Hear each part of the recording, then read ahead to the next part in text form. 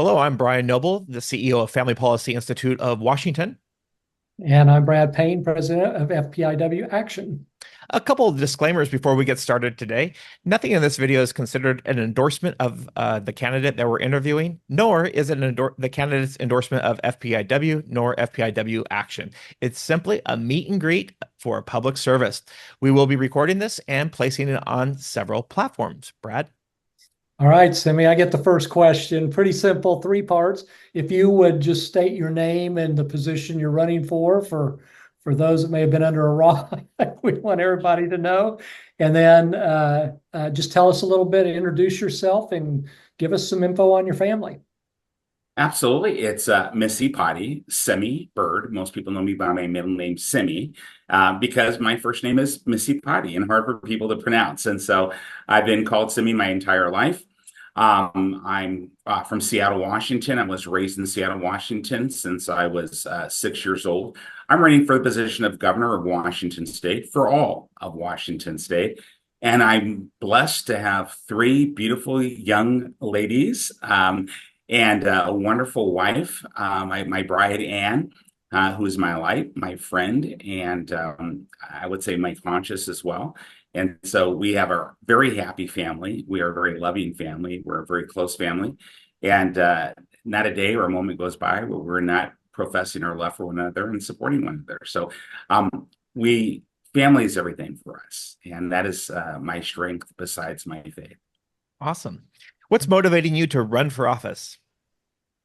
Several things. When you look at where we're at in our state and our nation, society seems to be lost morally, spiritually. I would say we've lost faith in ourselves and our brothers and sisters. We've lost faith in our nation. We've lost faith in our convictions. We've given up, it seems. And when you give up on morality, the light, then the darkness creeps in. And so we see that in policy, where we have administrations that will forget their mandate to serve and to protect the individual rights of citizens, as the Washington State Constitution will demand in Article 1, Section 1. And so this is the opportunity to serve, to give back. I've been blessed my entire life. I've navigated adversity my entire life. And that happiness comes, I believe, with a moral obligation and a civic duty to give back. I could have ran, but I chose to run and stay in the city, stay in the state that I love and that I was raised in. Excellent. Right. Very good. So I get the third question. Simi, I know there's a lot of issues we could talk about, but if you might give us one or two of your primary concerns or issues, and then talk about what you hope to accomplish in office. Yeah, and so that leads into Brian's questions, or to piggyback on that. Why? We live in a state right now where we are so overtaxed, but yet we have no fiscal accountability, transparency, or what would seem to be responsibility of how government spends our money in the state of Washington. We are taxing seniors out of their homes. We are over-regulating businesses out of the state. Young people can't afford a decent apartment anymore unless they pile in 3 deep, and they won't be able to afford a home the way home prices are in Washington State. But yet we have a liquor tax, a gas tax, a marijuana tax, a gambling tax. Our roads aren't better. Our schools certainly aren't any better. The home cost is skyrocketing, and that's because of these energy codes that continue to go up, making the cost of building and construction twice as much as it should be, which passes that on to our citizens, which is why we have an affordable housing issue. It's like the issues or the problems are being created, perpetuated, and sustained. And to what end? To create these new industrial complexes in which industrial I would say nonprofits are thriving, but the people are struggling. It's a supply and demand issue. We have a low supply of housing units and a high demand. That's why it costs. This is microeconomics 101. So we need to do something about our economy. We have government agencies right now, the Department of Commerce, the Department of Ecology, Labor and Industries. It seems as though they are targeting small business owners instead of working with, partnering with, and supporting small business owners who are the lifeblood of our economy. So the economy must be a priority. But at the same time, education, our children, the future of our state. We have a situation in which 40% of our state budget, which this administration has doubled over the last 10 years to $71.5 billion. 44% of that budget has been obligated to education. And the teachers union would say that we need more money. Educators would say that we need more money, not all, but some. But yet, only 50.9% of all students were able to meet grade level standards in English and language arts, and only 37.9% were able to meet grade level standards in mathematics, and 41 or 42% met grade level standards in science. So we're failing them academically. We're graduating them at an 83% rate, and we're paying billions of dollars, and there's a request for billions of dollars more in funding. We have an efficiency problem in Washington State. And no one is taking a strategic approach to how we fix these things. Again, this is where we bring in someone with expertise and understanding of strategy, organizational performance, and efficiencies, not more career politicians. And again, why I'm running, and the two primary issues, I would say, our economy and our children. And I would love to talk about the lawlessness problems that we have as well. But I wanted to stay on point with you said two, and I'll stay with two unless you want to give me three. Well, the last question is, our final question is, we have 18 issues that FPIW Action and FPIW works on consistently. And some of that is lawlessness, homelessness, property rights, public safety, individual freedoms, any of those that you want to comment on. So that gives you your opportunity to do that last one if you'd like. It does. And now that you brought up, the individual freedoms, this is huge.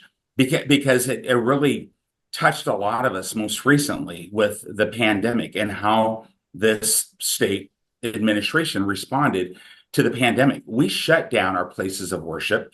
We shut down our businesses.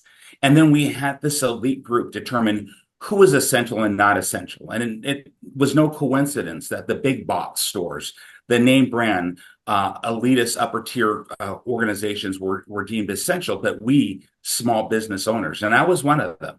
I have a construction company, or had a construction company.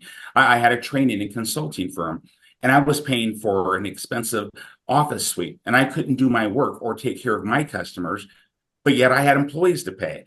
And so we shut our businesses down and we shut our schools down. This was unconstitutional. When you talk about a mandate is not a law. A mandate is simply an overstep or an overreach of government, taking away the individual rights of our citizens to choose what is right and what is wrong. And what was wrong was to take that opportunity away. I took a stance for our students and for parents' rights in Washington State. I gave parents, my teammates on the school board, we gave parents a choice to mask or not mask their children as they wanted to.